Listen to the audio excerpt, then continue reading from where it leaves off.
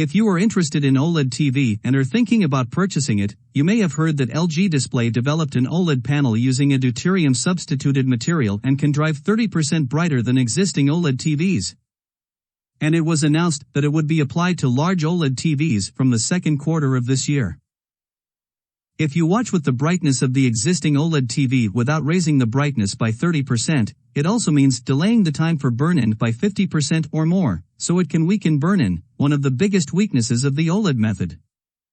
This is quite positive news. But where did the deuterium substituted OLED material come from and who has the initiative? And, through this video, we will learn how deuterium substituted materials can drive OLED brightly and what will happen in the future. Let's start the tech trip.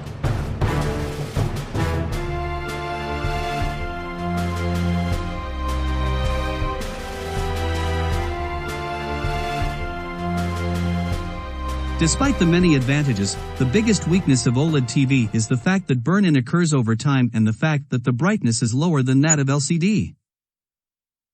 OLED devices are composed of organic multilayer thin films that are vulnerable to injected electrons or heat. And as the TV's usage time increases, organic materials can cause various chemical reactions triggered by injected electrons. In addition, the organic molecules are gradually deformed or the physical properties of the thin film are changed by the heat generated while driving the TV. This change is the cause of the burn-in phenomenon. Since this change accelerates as the amount of injected current increases, the brightness of the TV is set low to suppress it as much as possible. What LG Display announced this time means that burn-in acceleration does not occur even if the TV is driven 30% brighter than before, as the organic material substituted with deuterium is used as the light-emitting layer. To explain the content in more detail, the TV can be driven with 30% higher brightness if carbon and hydrogen bonds are replaced with carbon and deuterium bonds in the molecules that make up the blue light-emitting layer in the OLED panel.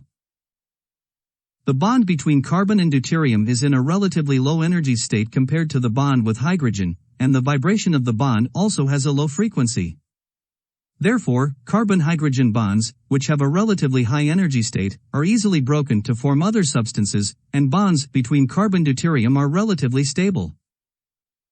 According to the announcement, the deuterium substituted material used by LG Display is supplied by DuPont from the US.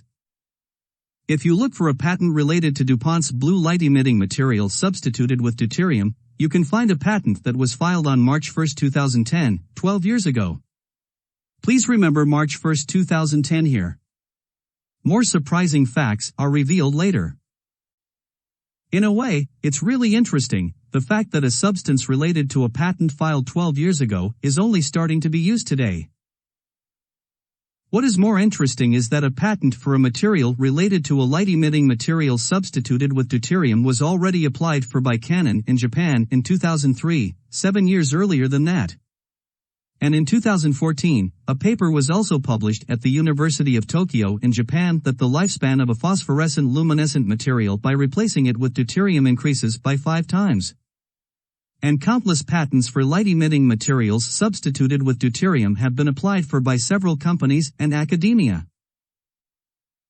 Nevertheless, I think that the reason why it is only starting to be applied now is probably the high difficulty and cost of the method of replacing carbon and hydrogen bonds in organic materials with deuterium, and doubts about its effectiveness.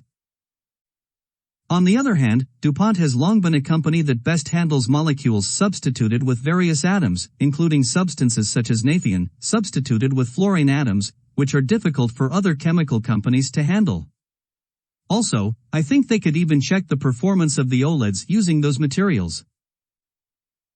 The structure claimed by the patent is a relatively strong patent because it includes a wide range of blue light-emitting materials currently used. If you pay a reasonable price, there will be no major restrictions on the use of deuterated materials. But from Samsung's point of view, this is very unfortunate.